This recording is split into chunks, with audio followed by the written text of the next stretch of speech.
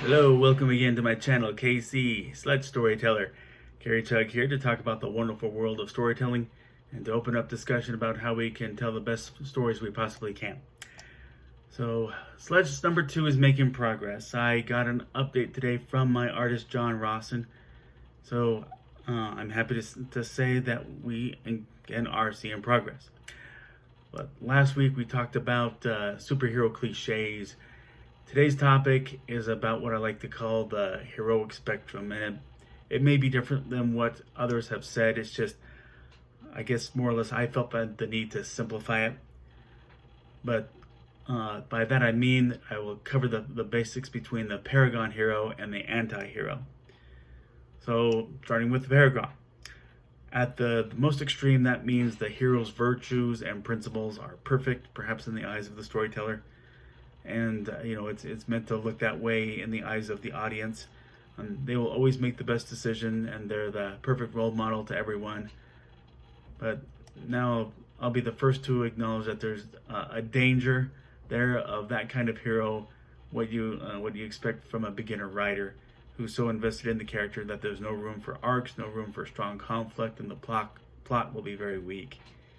But that perfect paragon does have a place in storytelling. Perfect paragon, but it shouldn't be a central character, but more of a mentor or overseer for the central character, like Gandalf. But some will say that Superman falls under that category to a degree. Yes, but in my own opinion, that shouldn't make him unappealing. And while for some there's just no connecting with him as a character, that he's unrelatable, that's your judgment call. But there have been many times stories have been told in which he, just like so many others, have shown vulnerability, had emotional struggles, and have been relatable. Superman specifically, he has several opponents who are more powerful than he is. He lives in a world where he feels alone, where there's nobody like him, and he has people near and dear to him who have gone through struggles or die, and he was powerless to help them.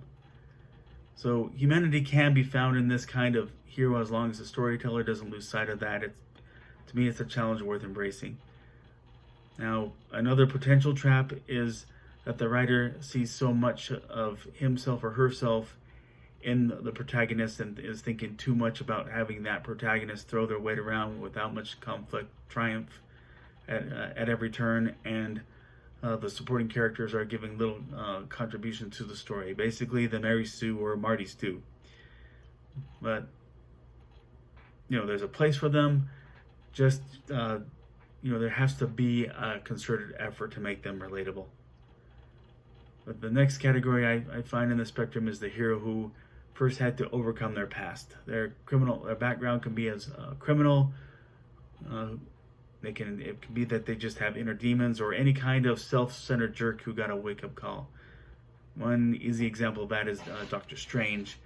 He's a skilled yet cocky, self-centered surgeon whose disability from a car accident brought him down to the point where he had to rethink his life. And he found the path that brought him above his own selfish self. And sometimes it can be more subtle. Another example that many don't pick up on in this category is Spider-Man. So the initial tendency in reading his story is to sympathize with Peter Parker as he's the nerd getting picked on at school. But once he gets his powers, then we see him be a big jerk, using those powers to make money. All before Uncle Ben's death, that becomes his wake-up call because he could have prevented it. He had the opportunity. But if you take a closer look at his attitude before that spider bite, you see him with the intention of getting back at the people who treat him like dirt, getting revenge. And so his powers, they become the answer, what he sees as the answer to his problems, that elevates him above everybody else. So he ends up what we end up here was a good life illustration that about elevating yourself in life. It means going beyond, rising above being a victim. The use of this trope is also well done in the Green Lantern Emerald Dawn series. Here, Hal Jordan is reckless and apathetic towards others before he has to discover his inert benevolence after receiving the Green Lantern ring. And it's a journey of struggles that works very well. I do recommend that for reading it, so it's very well done. But much of that category that we've been discussing here has gone into building Sledge. And what's his setback as a character? That gets developed in future issues. I do believe that after this 3-part series that we're in the middle of, that there'll be hints of that. But next, the Everyman. That's the hero who lives a normal day-to-day life where much of his or her story dwells heavily on the personal struggles outside of their heroic activities. Now, of course, Spider-Man is the poster boy for this trope, so having mentioned him in the previous one, that means that these tropes can easily and effectively be overlapped. And this is always the approach people think of when it comes to relatability, that the hero has to deal with life's challenges just like everyone else. And while I do find it effective that way, I myself take issue when it gets dragged. And you've got somebody struggling to make rent, and that problem keeps going several months past the point where the landlord should have evicted them. And I realize that fiction often has to take difficulties to a greater extent than real life actually does. I guess I kind of might have that breaking point earlier than average. But when I think the tension has been overdone, and I think it's got to be too unrealistic. But finally, there's the anti-hero, and it has picked up steam in today's world that has seen an increase in cynicism. Merriam-Webster's definition of an anti-hero: a protagonist or notable figure who was conspicuously lacking in heroic qualities.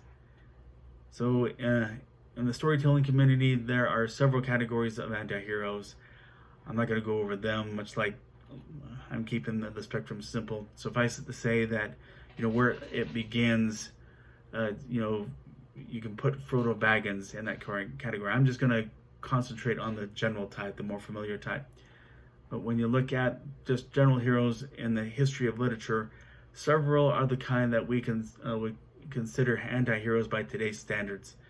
Like in Greek mythology, Hercules, he killed his own family and was unfaithful to the wife he had after them. And in the earlier histories of Robin Hood, he does rob from the rich, but it wasn't out of benevolence for the poor. It was just to have more for himself, which is what medieval peasants admired, because that's what they wished that they could do for themselves under the oppressed conditions during medieval times. And you've heard me talk about Superman under the Paragon category. Yet in 1938, when he first started, in one story, he captured a corrupt businessman who owned a coal mine and trapped him inside the mine so that he'd know of its dangerous conditions. He also destroyed a block of unsafe apartment buildings to force the landlords to have to build new ones. So, that, looking at the attitude, in some ways, the corrupt authority figures, they were kind of seen as bullies. And Jerry Siegel and Joe Shuster with Superman, when you look at that, you feel like that they were coming up with a bully for the bullies. But Batman, in his early days, he killed a lot of people and even occasionally used a handgun. Still, nowadays, Batman pretty much fits the category as much as he breaks the law to achieve his objectives. He always has to break and enter. What he does would often be considered trespassing. And a lot of those cases, it would be considered to be assault. But what I will say in terms of just where your protagonist falls, where you make that decision in the hero spectrum, it's all about both their moral code and how they handle challenges to that code. And you can't get very far if they never face the challenge. That, I think, for a hero to to show that kind of fortitude, to show courage and all that, their integrity does have to be challenged. And I guess if they're like, you have exceptions like the real anti-heroes like Punisher and such, where that's not so much the point of them. But I think generally when there's a hero, that challenge should come into play, so to make more fulfilling stories. But that's my insight into the heroic spectrum. Thanks for watching. If you like this video, please click like. If you like this channel, please click subscribe and share our channel with your friend. The invitation remains open to purchase Sledge #1. Just click the link below. Hope we can get some discussion going. Agree, disagree, something I didn't mention, please comment below. In this world, let's all see and treat each other as equals. Amid this health scare, be safe, and God bless.